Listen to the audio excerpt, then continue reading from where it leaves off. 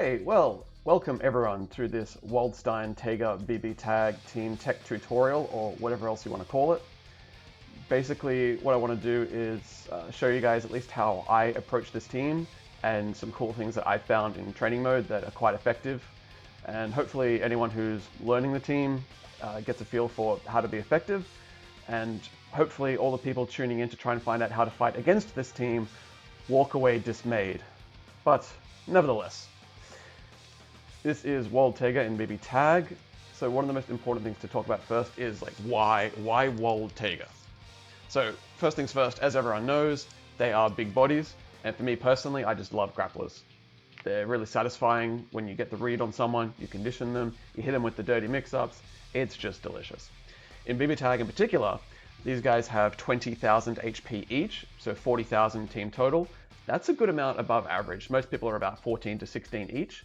And particularly with the way that health regen works, and if you active switch a lot, you can really get that 40k up to maybe 50k throughout the match. And that actually makes a big difference, because when you think about the fact that, let's say average combo damage is like 5k, and you spend meter to get it up to 10k, they need to burn a lot of meter to even just get through your HP to win the match. So that's one reason why you might want to play Wald Tega to begin with. Other general reasons to play these guys are that they have really high damage potential. So I'll just do a quick little combo here off an easy hit confirm, and without putting in much effort at all, it's already up to over 8k. That was super easy, and these guys are full of combos like that. What else have I got here? Oh yes, in terms of which one you want to run on point, you do want to run Waldstein on point. He's just flat out better in terms of his neutral game. Tega is cool and all, and he has some sweet tricks, but he's very limited in terms of what he can do. Like, I'll just give you guys a quick example. This is Tega's 5A. That's about 15 frames. This is Waldstein's 15 frame move. Yeah, it's a little bit in Waldstein's favor there. And of course, Waldstein also has a double jump, he has an air dash, and he has a ground dash. And by the way, if you guys don't know, Waldstein can actually block during his ground dash. It's very useful for baiting DPs. So you can like double tap forward and hold down back, and he'll still complete the dash. And if they attack you, he'll block. Very handy. Oh, also, I forgot to mention, by the way, anyone who's watching on Twitch, feel free to type whatever questions you've got in chat, and I'll definitely make sure I respond to them. Okay, I've talked about team composition. Now I'm going to talk a bit about how at least I approach the neutral game with this team. So like I said, generally you want to start with Wald on point. When the round begins, 5A is a good tool. It's not universal because there are many characters like Narukami, Mitsuru, people like that who can outspeed the 5A. As a matter of fact, I'll get one of those characters in just so I can show you what I'm talking about. Let's go with Narukami. He's a good example. So these characters have a 5A which is faster and reaches Waldstein around start. So I'll show you like the difference between using 5A and actually Waldstein's 2A. So what I'm going to do is I'm going to record Narukami jumping, landing, then pressing 5A. So let's just assume that was his round start. If I press 5A, I lose 10 times out of 10. But what you can actually do is use 2A instead. If you time it correctly, you hit their hurt box when they extend, and you can actually get an advantage like that. But like you can see, it's very specific in terms of when they do their round start and you do your round start. So it's not something that you can always do, but just keep it in mind that it's an option. And so that's going to work against people like Mitsuru, Ruby, Orie, etc. One character I found it doesn't work on is Weiss. Her 5A just kind of bullies you at round start, and you kind of just have to hold that. I got a question in chat about, do I have trouble playing with either character solo? I would say personally, it depends on the matchup. Waldstein solo is fairly solid against most of the cast. Like if I was playing against a Narukami, if he's going to jump at me, I've got my anti-airs. If he's going to stay on the ground, I've got my ground moves. You can hold your own, but either Tega or Wald, if you're going to try and fight solo and the other people have two characters left, and especially if it's like a Naoto or a New 13 or some other sort of character that's going to run away from you, it can be very tough to lock them down. But that's just one of the weaknesses of the team. That's what you get when you play grappler characters. Anyway, so moving on to the rest of how I approach neutral with this team. So firstly, Waldstein, if you've played Wald or you've played against Wald, you'll know that one of the most common approaches is just jump, air dash, jump A. That's because it's really effective. Look at the range on this. I'm full screen, air dash, and I'm in. Now, the downside of it is that it's really telegraphed. You kind of come in at a really high angle. They can anti-air it really easily. So one of the lovely things that they gave Wald in this game is the jump C body splash, which looks like this. And the wonderful, wonderful thing about that is it's going to jump right over an anti-air. So if they're timing their anti-airs to beat your jump in, like this,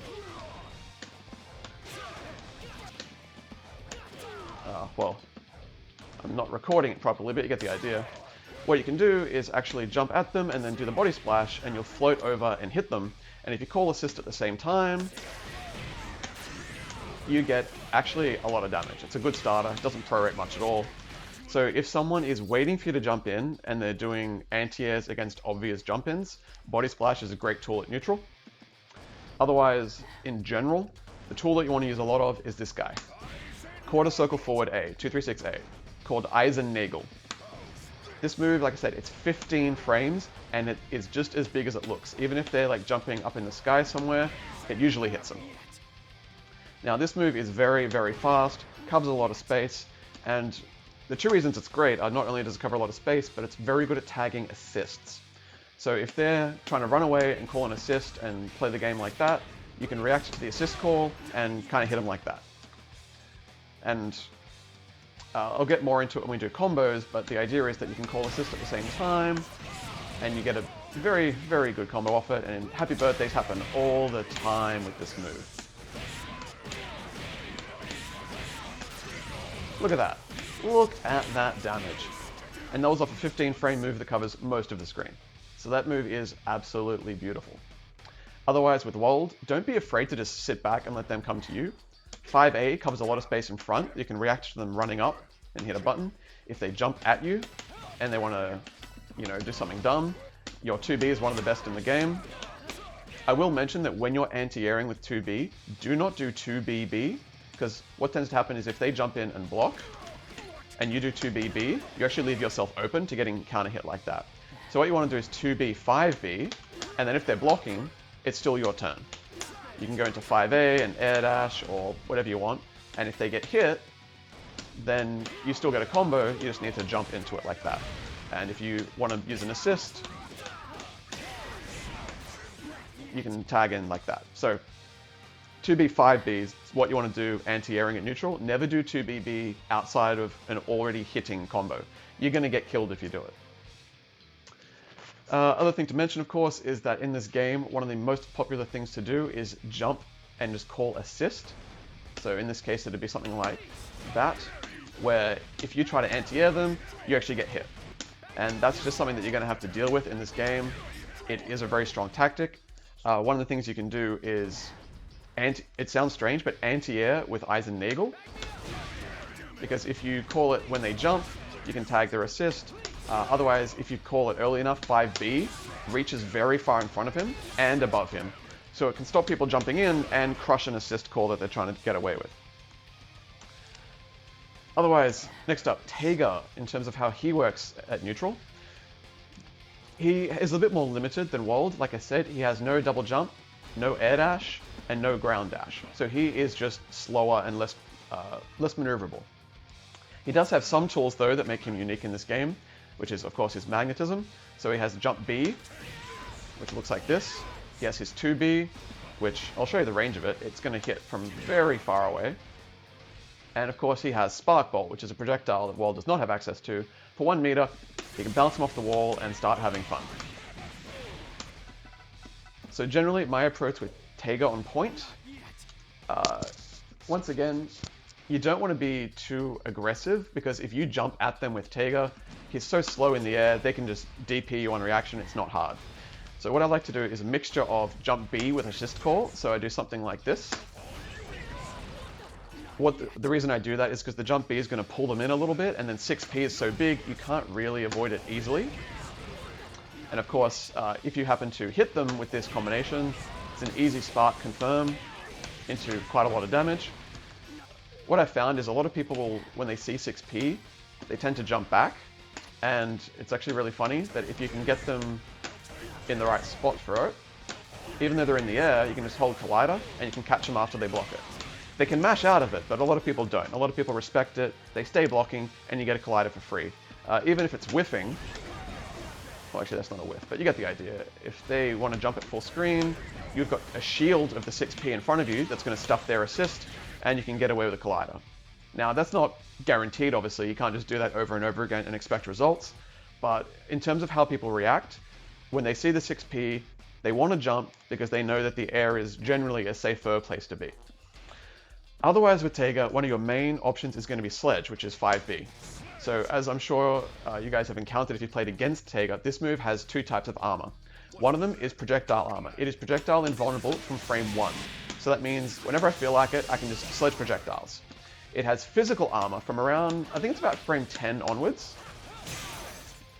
The thing to know about it is that it only armors mids and highs. So if they want to hit you with a low, it's going to hit you for free.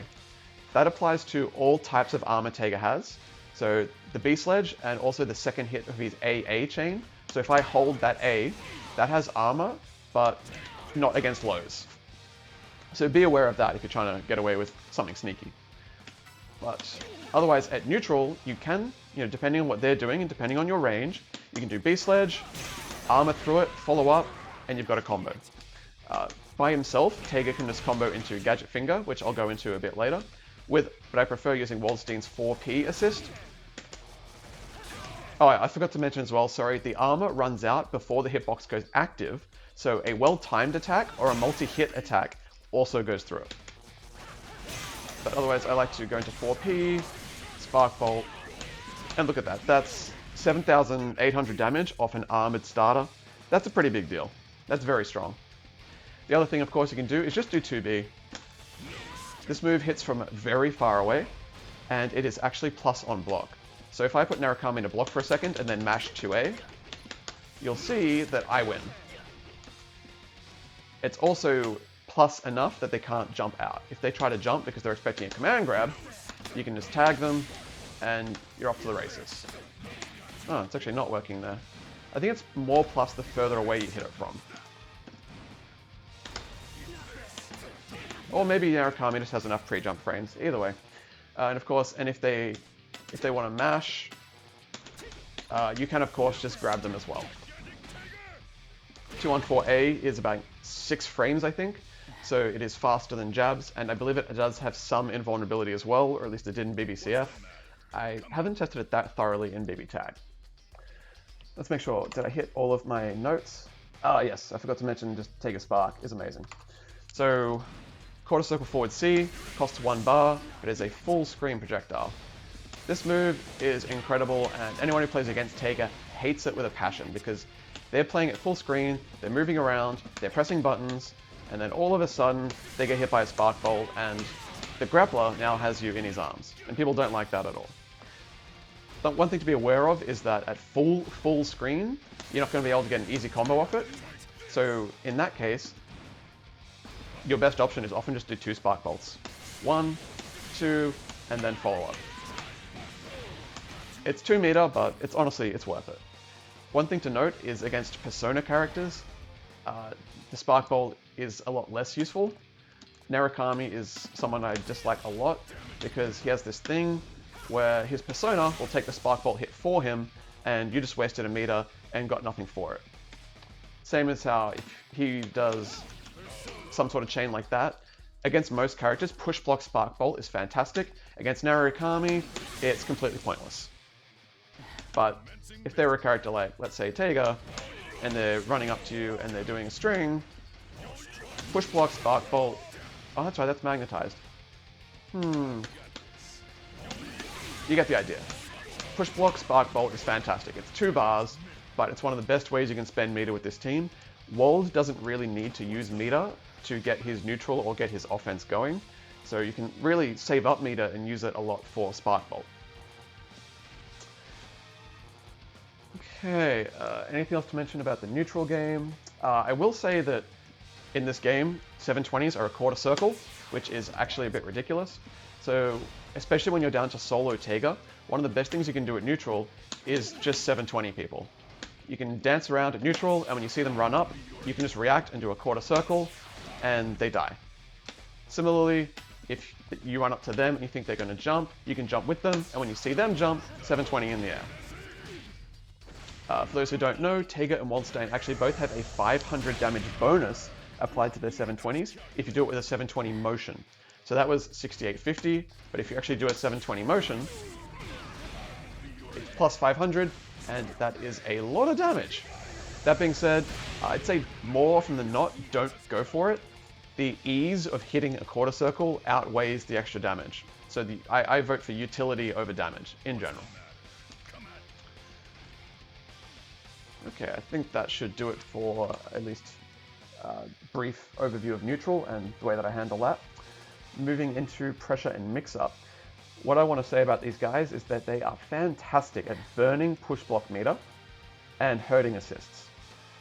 So I don't know if you guys saw the CEO Otaku event, particularly the team tournament, but one of the things that I was getting away with a lot was cross-comboing people, even though their point character was blocking all the time.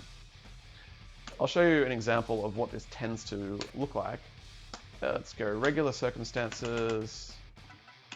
I want Skill Gorge to start at 1. Let's say the match has just begun.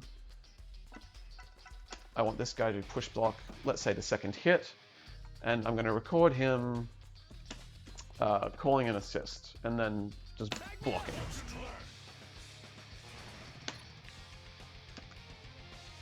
What tends to happen in this scenario with this team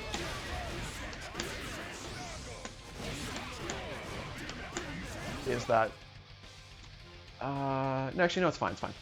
So what I'm doing is I do Eisennagel and I call Tega Sledge Assist. And then I do Eisennagel into CC Activate. And I basically just repeat those two moves over and over again.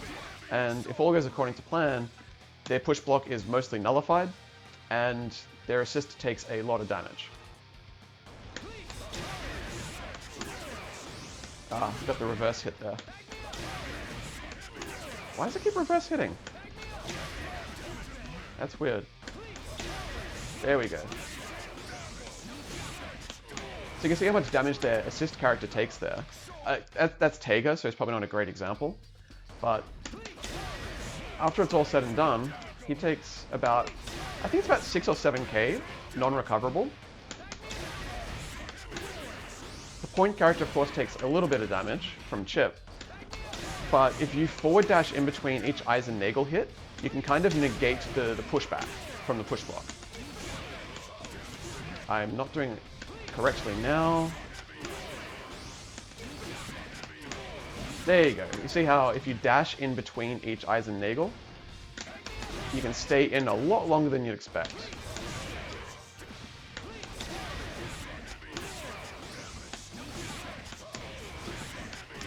That's the right timing there. So you saw Tega took about 8,000 damage there, and I built, like, even though he was blocking the whole time, I just built up about 1 3/4 bars. And if I'm not mistaken, oh, okay, I had him on regenerate, but he spent his bar. So we're both starting at 1 bar, but then I go up to 2 3/4 and he goes down to 0. I take 8,000 damage off his assist and push him to the corner, and all of that was with his point character blocking the entire time. So that's what I mean by this team is really good at burning push block meter and winning the resource war. You don't have to focus on mixing them up all the time. You will see, of course, that what I'm doing is I'm not doing a sandwich. I'm hitting them from the front, and I'm just continuing the cross combo from the front. That's not to say you don't get mix-up, because you obviously do. At any point during this, when I dash up, I can go for a low. Or if he's run out of push block meter particularly, when I dash up, I can do a throw or something like that. Active switch is very scary with this team because you can't react to the command grab. It's too fast. You do get those 50-50s, but what I've found is that people are so afraid of those 50-50s that often they'll be jumping, and even though there's no real reason for it, they just kind of get hit or they start pressing buttons. So even though there's no mix up here, it's all just mids. Look at that, they got hit. And then you get so much damage. Happy birthday, 18, 19k. So I found that in practice against most players, I don't even need to spend much time worrying about mix-up. I just go forward, do my thing, and a lot of the time it just works out. So I highly encourage you to at least start with that. Of course, when people start getting used to it, they'll push block at different times, they'll try to DP out, they'll do supers, etc. But at least as a layer 1, that's what I would advise starting with. And of course, you don't have to cross combo. The moment you call the assist, if they don't push block, you've got a 50-50 coming up. So you can get in with a command grab, or you can just get in with a low. You've got options. So that's with Wald on point. And of course, my preference is to start it off an Eisennagel, usually because it's going to catch an assist.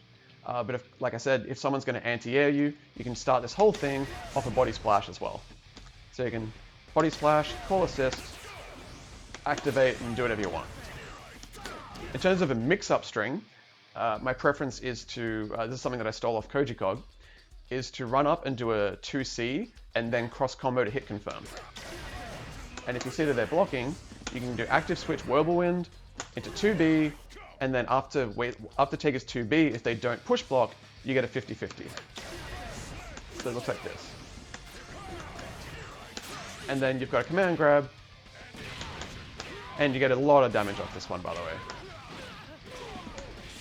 Command grab mix-ups give you so much damage. 7.6. Let's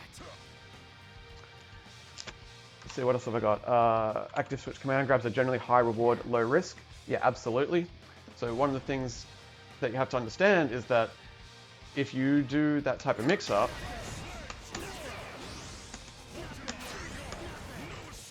when I'm standing there, if Narukami DPs and I switch out to Wald, Wald doesn't get hit, he gets a full punish against the DP. If they jump it, well, we're just back to neutral. So active switch command grab is actually fantastic. You do have to watch out for full screen supers like Zero Dying, because that will punish you when you tag out because of how far it reaches. So just keep that in mind. In terms of Waldstein's solo pressure, when he's already in, there's a range of strings you can use. He's an Undernight character, which means he has reverse beat. My favorite thing to do is to keep his 2A in reserve to reverse beat back to.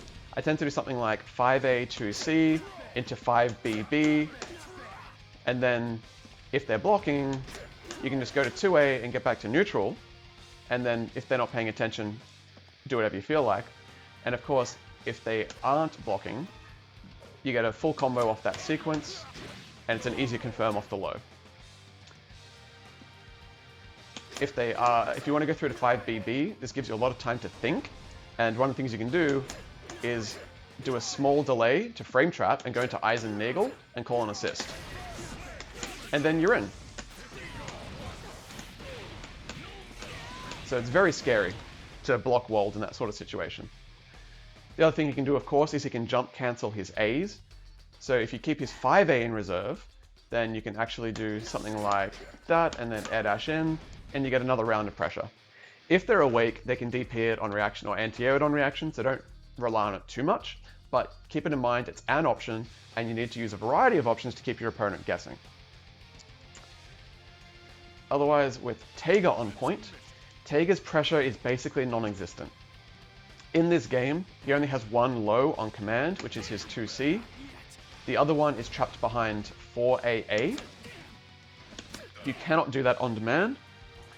So Taiga's pressure is bad. I'm just going to say it. Once you get in with something like a 2B, you're plus on block, you've got a 50-50, but that's all you're going to get. You don't get a chance to hit confirm and then do something different. If you get in, I recommend 4A 2C, hit confirm spark bolt. The 2C has a lot of hit stun on it. You can just visually confirm it before spending the meter. Or just go straight into a command grab. You don't really have time to mix them up. He has these strings, like he has this move here, the 4AAA, which I'm sure you'll probably almost never see anyone use. He has a 5AA string. You'll basically never see the third and fourth hits of that on block. Sometimes you can get away with some stuff to bait push block, like if they sit there and then they push block, you can just like hold 5AA, and then depending on the circumstances, you can punish them, but I don't recommend it. It's hella risky. If they push block the second hit of the 5AA chain, you can actually just do 2B. Like that, and you get back in and they burn their push block. That is risky though, because 2B is something that they can jump out of. You're not block stringing into it, really. Let's see if the timing's right. Recording things is a pain. Well, you get the idea. There's a big gap there, and they can DP you, they can jump out, etc. Especially if they push block and then jump, you're out of luck. And 2B is not very good on whiff. As much as I like this move at neutral, if they jump, they get away from it pretty easily. Okay, Narukami's not a good example. That persona's getting in the way. Yeah, you can see how he gets out of it. So good players, on reaction to the 2B, they will jump, and then thanks to the magnetism, it actually drags them back to the ground pretty quickly, and it's not a straight punish all the time, but if you do it too much, you get hurt a lot. Same thing with B-Sledge. You can do B-Sledge hammer on whiff. I don't recommend it, because it has a lot of recovery, and if the regular B-Sledge is actually not that bad. You can see I recovered decently fast, but if you go B-Sledge hammer, you're stuck for a long time. And people often like to jump backwards and then double jump neutral. And if you throw something like that, they're going to hit you for free. So I don't recommend doing B-Sledge into hammer unless you're hitting them on block. Also, FYI, there's a gap between those two hits. People can and will dragon punch out of it. So you try to do B-Sledge hammer and you get DP'd. That's just a thing you've got to deal with. In terms of Taiga pressure, like I said, you can bait push block and get around it with 2B, things like that. But in general, if you're in with Taiga, you've got one mix-up chance, and if it works, great. If it doesn't, you're back to neutral. Don't push your luck. I see a lot of Taigas who, they get push blocked out, and they keep pressing buttons because they want to stay in, but that's exactly when you're going to die. It's something that you have to just live with, that Taiga's mix-up. The mix-up's great, but you don't stay in long, and that's just something you're going to have to live with. Okay, what else have we got here? So pressure mix-up, combo theory, yes. So with these guys, the combo routes that I generally would advise, let's say you just get a random hit at neutral. With Waldstein, at this range, you don't get much solo. That's about it. But of course, with Taiga assist into active switch, you can get a lot more. So that was a 5A starter, and it's into 8K. One of the things that I need to make sure that I mention is that I'm always, after the sledge, always dashing forward. If I'm really far away, I'm still at the good range, but if I just press buttons, sometimes the whirlwind will actually miss. Whereas if you dash forward, it's just more consistent, and you still have time to active switch. The combo that I'm doing here is what I recommend. Obviously there are different ones you can do, but the reason I like this one is 1, it's really high damage, 2, it's really easy to do, and 3, it goes into Taiga's knockdown. You can go for a gadget finger into whatever you want, or there's a setup that I like to do that I'll talk about a bit later. Now, if you're closer with Wald, obviously he has solo combos that are quite good. You got the wall bounce, the air backdash, jump B, which of course I'm going to miss every time now that I'm on stream and trying to talk about it. Guys, I swear this doesn't normally happen. So if you want, you can go the max damage route is that one. Midscreen, I don't like that as much because the Oki's worse. You'll see different people doing different enders there based on personal preference. The ones that I think are the most significant to know about are that if they are going to try to get away from you and they want to back tech on the ground and in the air, there's 2 setups that I think are quite helpful for dealing with that. One of them is you stop here and you do an aerial forward dash. So what you saw there was 2BB, jump cancel, super jump cancel, time an air dash forward with assist into a falling jump A. If you time it right, it's actually a safe jump and they can't DP it. So I'll put him onto DP recovery. And it's a safe jump. And calling Taiga is really fun because in this situation, you get a very nice mix-up, where typically people are going to be blocking, and then you grab them, and it's hilarious, and everyone laughs. Or at least the grapplers in the room laugh, everyone else groans.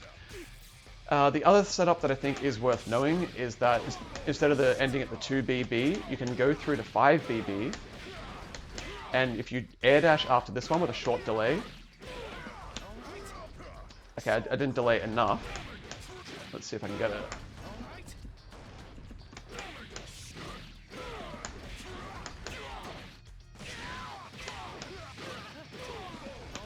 You can catch people in the air like that, and if they're air teching, then a lot of characters, one, they don't have an air DP, and two, they really don't have air supers. So this can actually be a little bit of a safer way to take your Oki and put the pressure back on them. The other thing, of course, is that air techs tend to give a little bit less distance than the ground techs. So keep it in mind. Of course, if they air forward tech, that can mess you up, and if they ground forward tech, that can mess up the 2B setup. So just keep that in mind. The other things you need to know about for Wald is that in the corner, if you try to do his B and B the same way you always do it, what can happen a lot of the time is this. It doesn't connect. Now, the easiest way to fix that is when you hit the ground, instead of forward dashing into the 2B, just do a walk into the 2B. And then you'll find it's consistent. When it comes to corner combos with Wald, I just do the same thing. There are fancy combos where you do like something like that, and then you can pick up with like a 2A afterwards. I think it's something like this. I don't know. I don't like it. To me, it's not worth the trouble. One thing I will note though is that in the corner you do of course get a better knockdown. My preferred knockdown is to use Whirlwind, which is the 236 BB. So if I hit him into the corner, this one gives you a lot of time.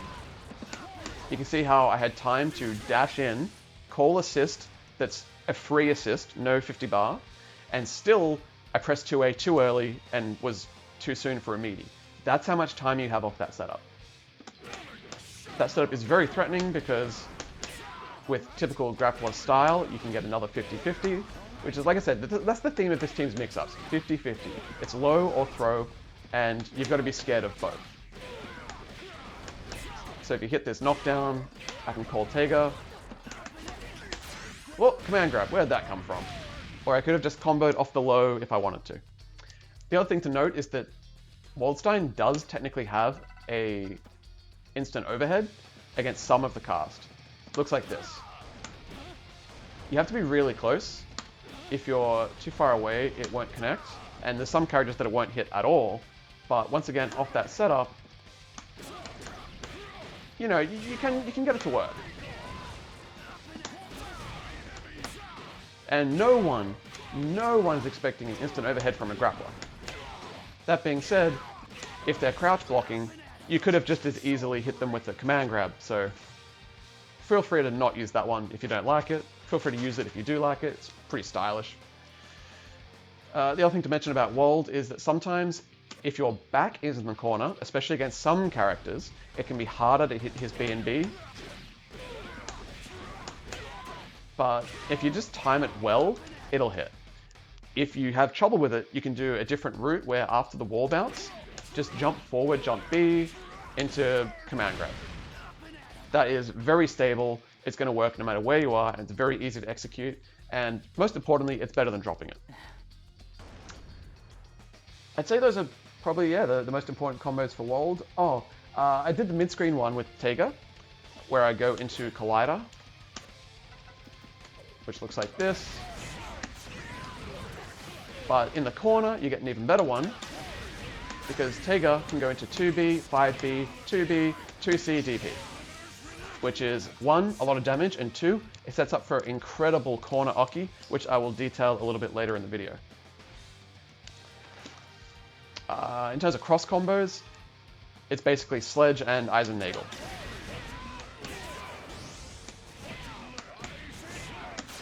Once again, it's really important to dash in between each Eisennagel to make sure you stay up on top of the opponent.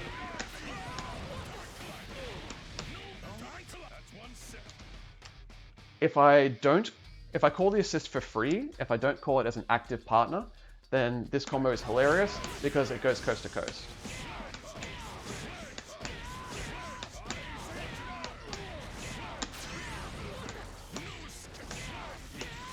I love that combo. It's hilarious. Okay, I'm going to talk a bit about Taiga's combos now. So Taiga's combo theory, it's kind of limited. If you land a 4A, if you do the training mode, they'll tell you that this is a combo. And it is, but I don't recommend ever doing it. For Taiga, it's all about Spark Bolt. Like I said, Waldstein does not need meter, he doesn't use meter, so you should always have some. So with Taiga, you want to do something like 4A into 2C. Make sure it's only 4A, because if you do something like a gadget finger and you try to do 4AA, it's actually going to whiff. See? It whiffs. You don't want that. So what you want to do is 4A, 2C, hit confirm Spark Bolt, and after the Spark Bolt, depending on how long the combo is, you've got, if you want to just keep it safe, you can just do 5AA, 2C Collider. And if you want to do the fancy one, you actually do a small jump loop of AAB. And then you do 5AA Collider, or 5AA 2C Collider. Does more damage, but it can be hard to time in some occasions. Feel free to use the easy one, you're not missing out that much damage. The reason I do 2C into Collider is because compared to doing the 5AA, it's actually more damage. You see, that was 5.3, but if you do into Collider, you get 5.5. That's because Collider, as a special move, actually does a lot of damage. Next up, it's important to note, is Wedge Catapult, so 214B. Looks like this. It has really large range if they're on the ground. Really large range. It goes invulnerable after about frame 5. They can react to it and jump, so don't rely on this too much at neutral, but hey, look, if you make a read and you get away with it, good on you. You'll see two types of combos people do off this one. One of them is the small jump loop into the Collider knockdown. Look at that, that's 7.1k solo, no meter, absolutely beautiful. The other one you'll see people do is they'll do a jump loop into another jump loop. And that's okay, but then you do have to use an assist to be able to get the ender. Some Taigas like to do that gadget finger and then active switch after it. I prefer to use my active switch for different sort of mix-up, but if that's your preference, that's an option that you've definitely got available. In terms of if you get like a free hit, like if you block a burst or if you block a DP, it's kind of sad, but Taiga's optimal combo is just his A auto combo into an assist call, and then his A auto combo again. So this is the highest damage Taiga combo you're going to see. 1, 2, 3, 4. 1, 2, 3, 4. It's the easiest combo in the world, almost impossible to drop. Does 9.5k damage. Easy, easy. And of course, if they did a DP and you don't want to use an assist, 5A does go into B Sledge or into 2B, and then you can spend Spark, and the whole time your assist is recovering health, or your assist bar is recovering, and you get 8.3k solo for 1 bar. Very respectable. Against some characters' DPs, if they're especially long recovery, you can actually just punish with Wedge, and theoretically that's the optimal meterless punish. But I tend to forget about that because there's a lot of DPs that you can't punish with Wedge, and I don't like having to think too hard in the middle of a match. So I stick with what I know, I stick with what is guaranteed to work in that situation. I forgot to mention counter hit combos with Wald. He doesn't really have any. If you block a DP, just start with your 5B starter. And if you don't want to use Wald, you can combo into the wall splat super. That's going to take him to the corner, it's going to give you Oki, and it's done 7.7. Perfectly respectable. Of course, if you want to really, really hurt them, then you would start your combo with assist call plus 5B, and then just cross combo from there.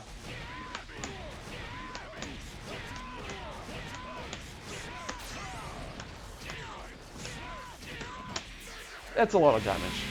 Like I said, this team does a lot of damage. It's one of their strongest points. Taiga's corner combos are actually quite interesting. So solo, you don't get much. I will warn you, never use Spark Bolt in the corner if you can avoid it, because no matter what, they will fly over your head. There is a combo you can do where you do a 4A into 2C and then you collide them into the corner again, like this. But it's really hard to time, especially depending on how far away from the corner you are when you do the spark. And a lot of times you try, you'll end up whiffing a 5A and they're back to neutral. So I recommend just do not spark bolt in the corner. If you're about this far away, they will land in front of you, and then you can do your normal happy fun time combo. For Tega's corner combos to work, you basically always need to use an assist. For Waldstein assist is fantastic for this. What you do is you do his A string into Wald, you do a full charge B Sledge into 2B, and then you can link 2B, 5B, 2B, 2C, DP, and this combo, like I said, it's a 5A starter, you can punish DPs, etc. And that's like 9.1, and that was meterless. In fact, it builds about 1.5 meter. If you want to get really fancy and like really like punish like a DP, you can use cross combo like this.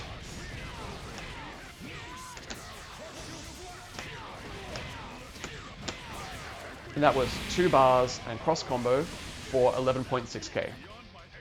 That's a lot of damage. The really nice thing as well is you can do that entire combo off a wedge catapult if you get a defensive one with the back to the corner.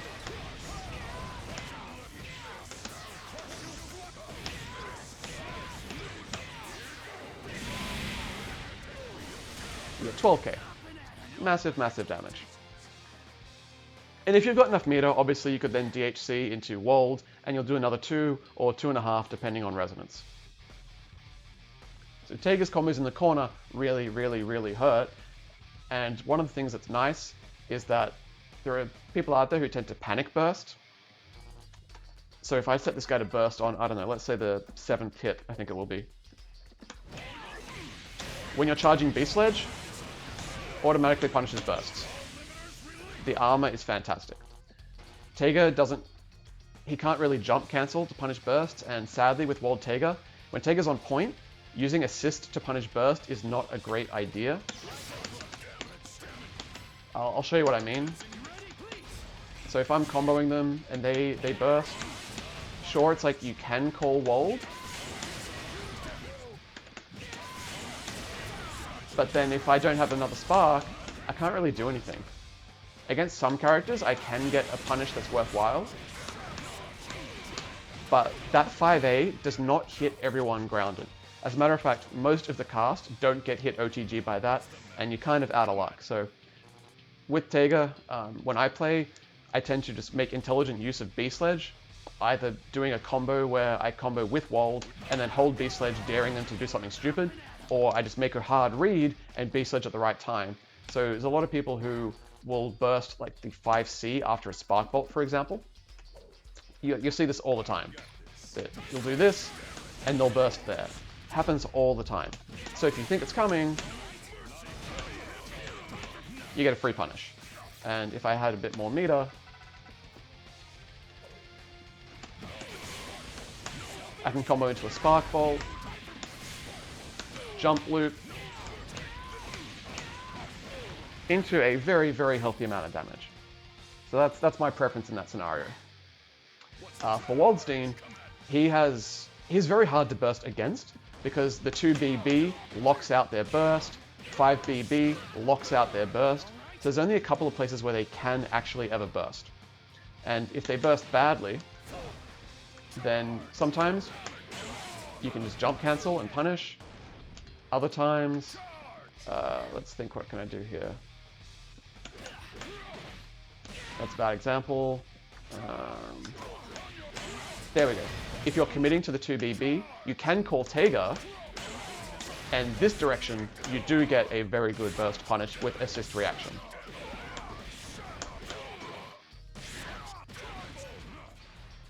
One of the things I really like to do is, if I've mixed them up with a command grab setup like this, I do 5A, 2B into a jump combo, so the first 2 hits of it are burst safe, because people see the assist on the screen and they think, okay, he can't call his assist to punish, and they just get antsy and they're more likely to burst at that point.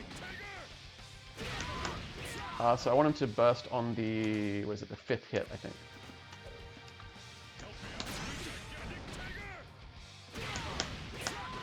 Oh, he's not bursting. Well, anyway, you get the point. Cool, so that covers burst punishes and combo theory with these guys. What's the matter? Come at Yeah, I think that covers that. So what else have I got to move on to? Taiga corner routes, incredibly damaging. Oh yeah, I forgot to mention, resonance supers don't really matter that much. If you guys have been playing much with other teams, you'll have noticed this as well, that the cross combo bar is going to run out, but you actually still, for the entire time that assist is on the screen, you can still cancel into active switch. So you can either finish your combo with 2 resonance supers, or you can generally get 1 more assist core into active switch. And here you'll see that I use my active switch to go into Taiga's corner ender. So the active switch is there. 2B, 5B, 2B, 2C, whatever. I could have done super there. But you saw how after the active switch, I did another like 800 or 900 damage. That actually usually outweighs the benefit you would get from Resonance Super.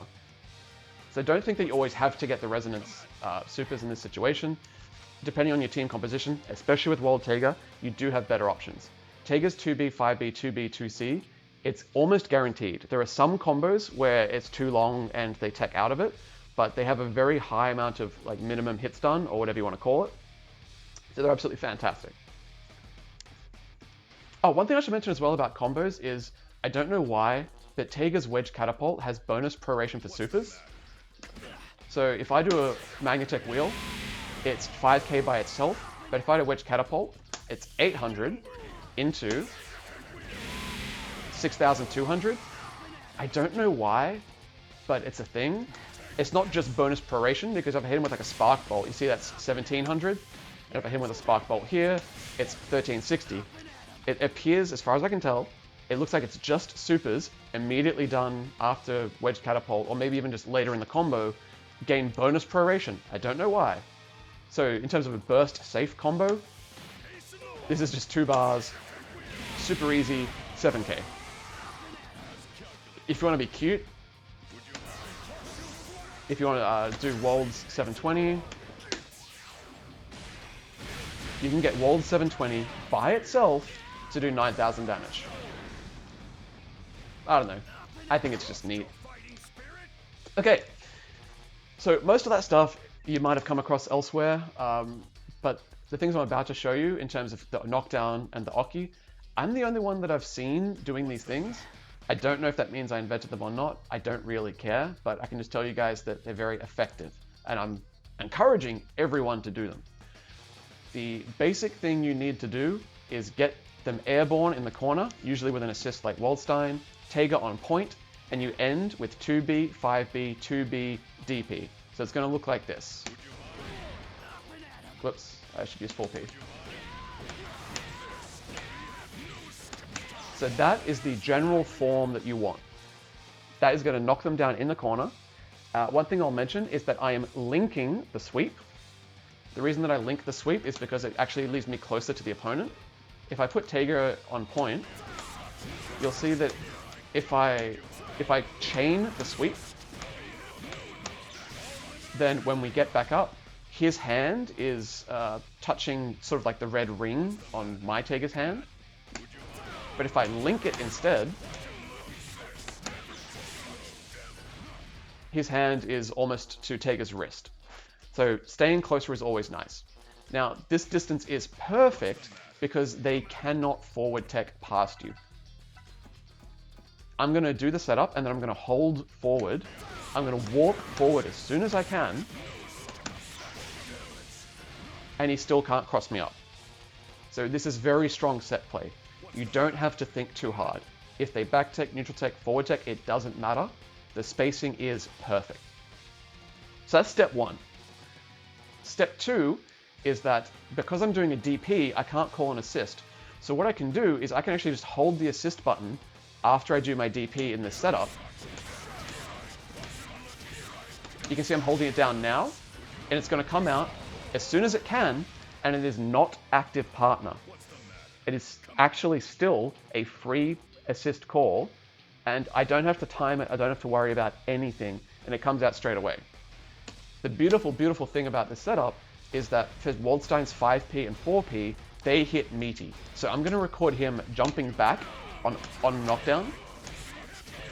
All I have to do is hold 4p, and it hits him. 5p is the same, but you don't get much off 5p. So that is really, really strong.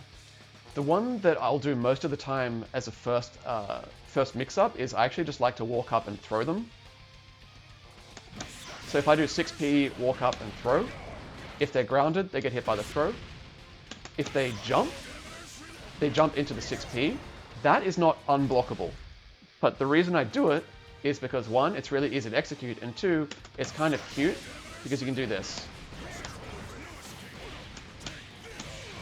And I'll tell you now, people get really, really mad when you hit them with that. They can mash out of it and stuff like that, but they generally don't. Most of the time people get out of that setup, it'll be because they did a DP on wake up.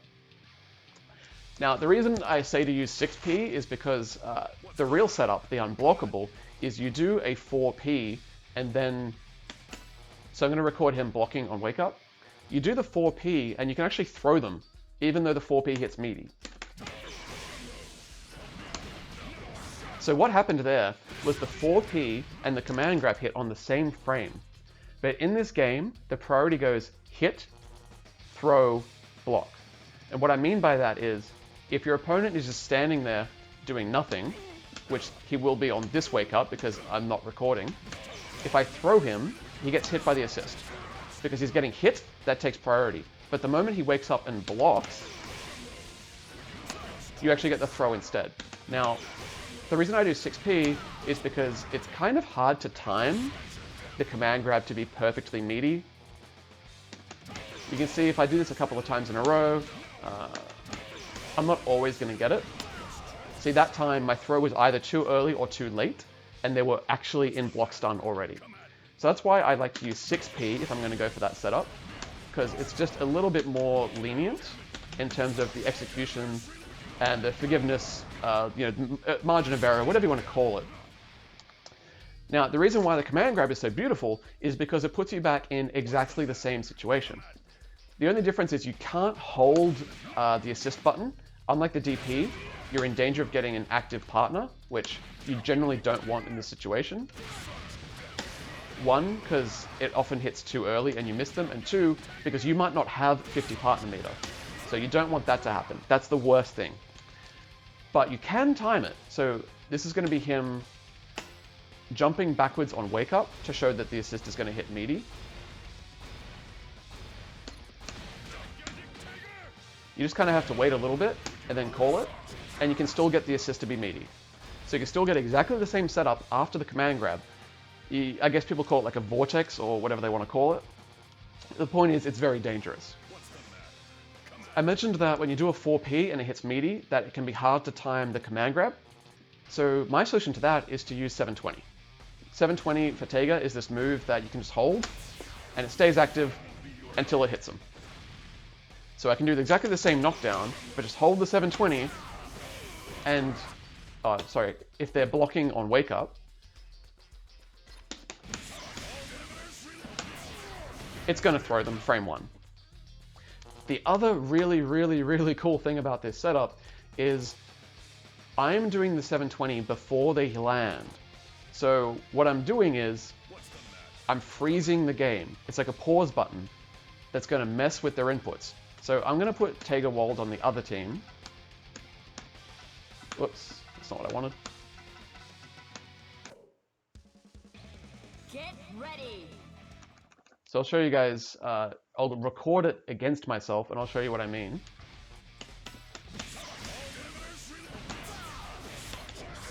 So that's the setup. So if I wake up and block, I get thrown. If I wake up and try to jump backwards, I get hit. And sorry, I should clarify that you get a full combo if they jump backwards. Why is he blocking? Okay. Because what happens is the assist hits them, and then you do 2B, 5B, 2B, whatever you want, in exactly the same situation. So that's what I mean by it's an unblockable. If they block, they get grabbed. If they jump, they get hit. And by doing the 720 before they land, it makes it very difficult for them to time their reversal. So if I was going to try and DP on landing, I'd press it here and I get grabbed. And I think to myself, what? I tried to DP. I tried to super on wake up, I try to 720 him, I get 720. Now, it's not to say it's inescapable. You can DP on wake up if they just like mash really, really, really hard, or if they eyeball it and they look at when their feet hit the ground, they can grab you. So if you play against good players, they can still get out of it, but I found that it tends to be quite reliable and that even good players will stuff up their inputs sometimes, and you can get away with it more often than I would have expected when I first started doing it. Now, you might be wondering, well, that's great. How do you escape this setup if I'm playing against this team? The answers I got for you are DP and backdash. Like I showed you there, you can DP out of it, and backdash, I'm not confident that I'm going to be able to hit this. I've never ever seen anyone get out of it with backdash, but I know you can sometimes, depending on your character. There's a whole range of things that go into it, but generally speaking, if someone gets out of it, it's going to be either because you stuffed up the input, or because they supered or DP'd. And super is the scary one, because if they manage to get, I don't know, like a Gordo super or a Ruby super, whatever it happens to be, if they manage to time it right, which, as you can see here, I know, as far as I can tell, I know all there is to know about this setup, and I'm struggling to time this. If they hit that, that's a lot of damage that you just took. So you do have to be aware of it. Now, I would say, well, what do I do about DPs? Well, I'm glad you asked. Like I said, 4P hits meaty. If it's hitting meaty, you don't have to hit meaty as well. Because Wald's 4P has this wonderful, wonderful thing where I'll just record him waking up and blocking. Wald's 4P has I think it's like a 4 or 5 frame gap in between the hits. 1, 2. So if they wake up and block, it's good pressure, but it's not just good pressure, it's amazing for setting up a command grab. Because what you do is, take a look at this. Let's...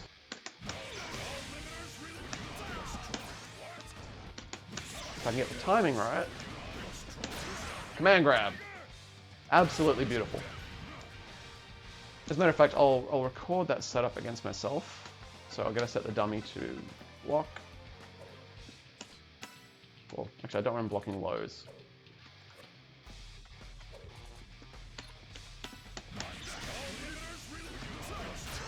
Stop taking out of the corner, please.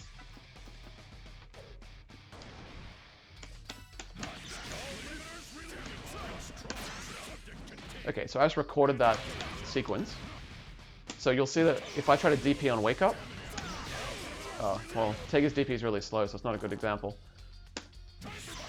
Same with Wald, but you can see how you have the ability to block.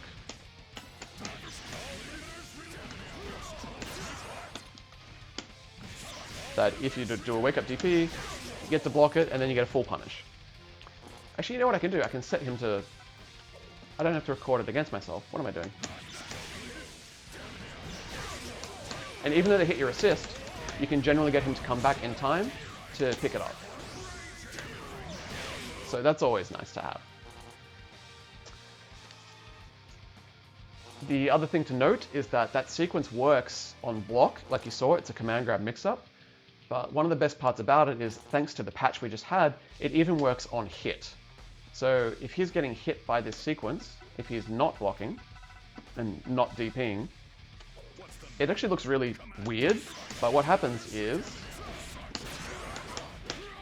and you can see that you still get to pick up. In that case, the second part of the rock hit, but even if it doesn't, you still get to pick up with Waldstein. So on block, you get to do a command grab mix-up that is mostly DP safe, is the way that I'll describe it. So if I record just 100 seconds of this guy, is that enough? No, I need to record 120, 130. So if I set him to DP, not on wake up, but after blocking the rock, for example.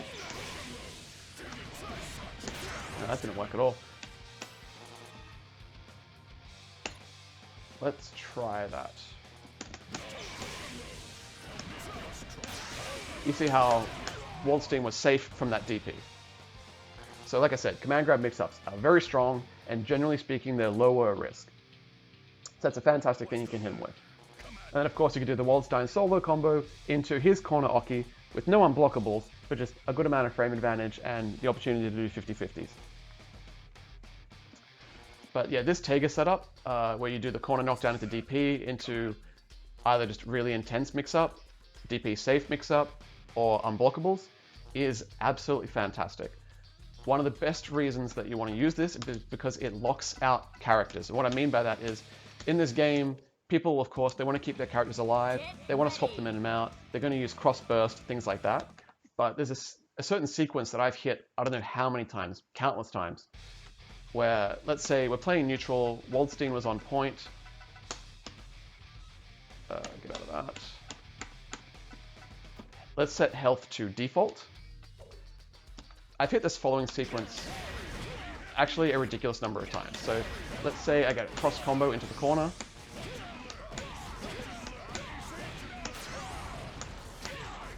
Go for the... why'd that drop?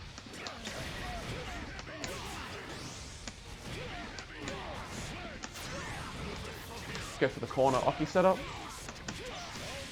Go for a command grab first. Oh, I forgot I set him to do that. Whoops.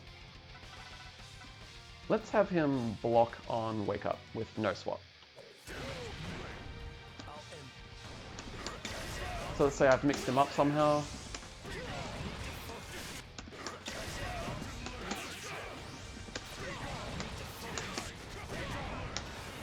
Oh, that should work.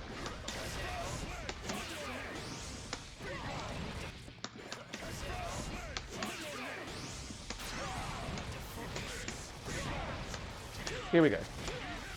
So he's going to wake up and block, hit him with a throw, and then I time the 4P, unblockable, and that's a character dead. I have hit that sequence so many times, probably hundreds of times. That can be something that happens just after like round start, for example. If they didn't burst like the cross combo that put them in the corner, then they can't burst the command grab and they can't burst the 720.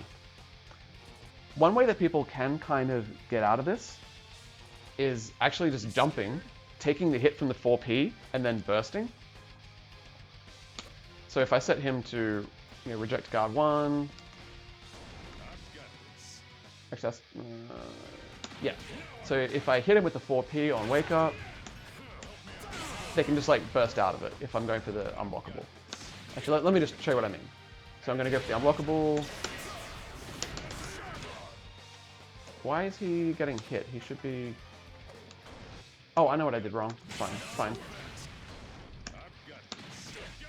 I just need to time the 4P better.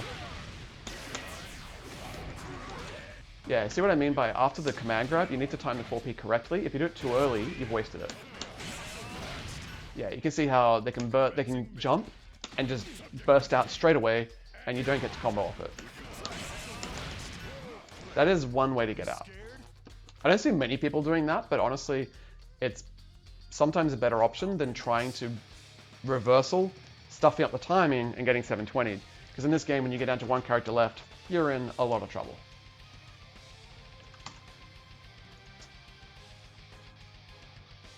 One thing I haven't talked about yet is Taiga's mid-screen setups. So one of the things that Taiga got buffed a lot in the last patch was Gadget Finger. It is positive enough frames that they can't jump out. Your 4A will lock them down. No jumping, and you get a Spark Bolt, and it's happy, happy times. And all of that's solo, so even though he doesn't have a great way to punish bursts, you could still call Waldstein, and if they burst, you can spend meter. It's not as good as you might want it to be.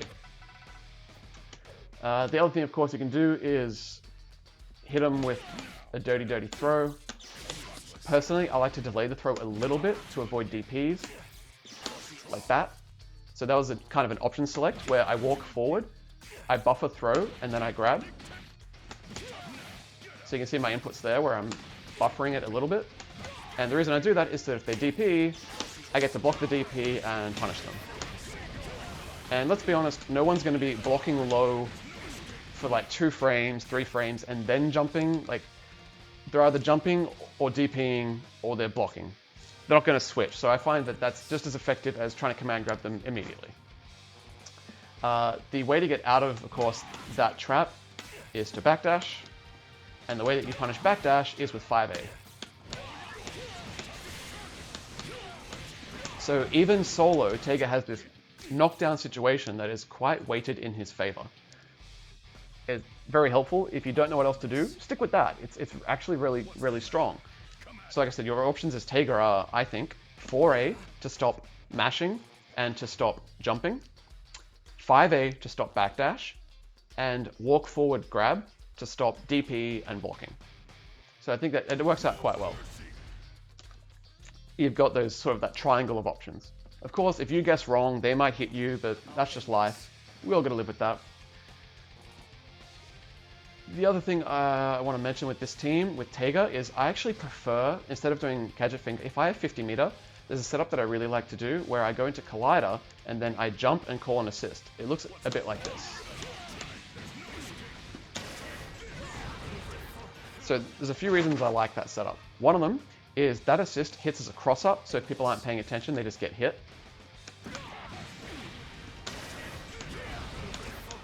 And it goes back into itself, which is always fun. And if they are blocking, you get a sandwich situation, and we all know how much fun those are. So try to remember the inputs that I need to do for this one to record this situation properly.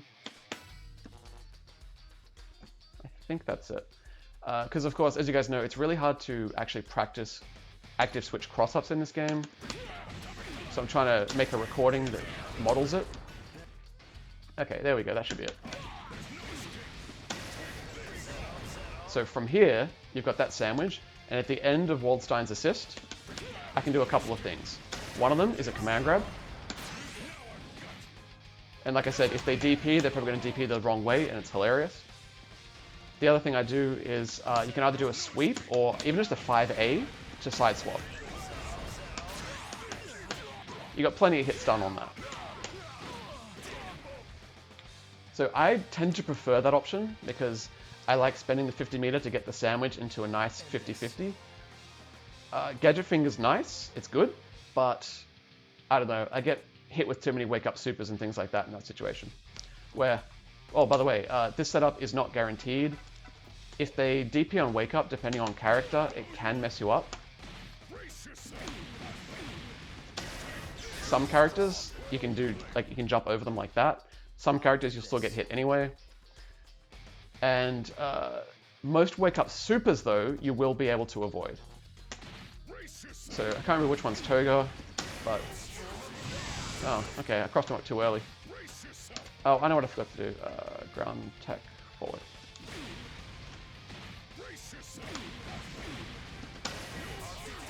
So you can see how it can be quite beneficial in that case. If people think they can super, they waste their meter, and you get to kill them. Oh, I got proxy guard there, that's awkward. Anyway, you get the idea. One thing that's hilarious with this setup, if they want to try and jump. So a lot of times people like back tech and then they up back. And if they do that, let me... Why did I record that so badly? If they up tech and, sorry, if they back tech and jump back, you can actually hit them with an unblockable DP. It's kind of hilarious. You have to get the sandwich though, otherwise it won't work. So it's a super jump, by the way, I forgot to mention that.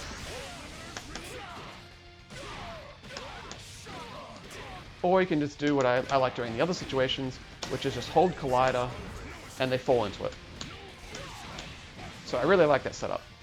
One other thing I have neglected to mention so far is that if Tega gets a collider, the L collider or the A collider into the corner, you get a free safe jump. So you hit him with this, you just hold up forward and you do a jump A, and that's safe against DPs. unless they're like a catch DP or a guard point DP. And part of the reason that's so good is because you can call Wald 4P at the same time, and you get a lot of mix-up. So what I'm going to do is I'm going to put Tega and Wald on the other team. I just want to show you guys a really, really strong cross-combo mix-up in the corner that Tega can get off that safe jump setup.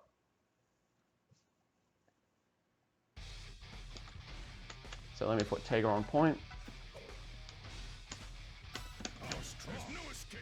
Turn guarding. No, that's fine.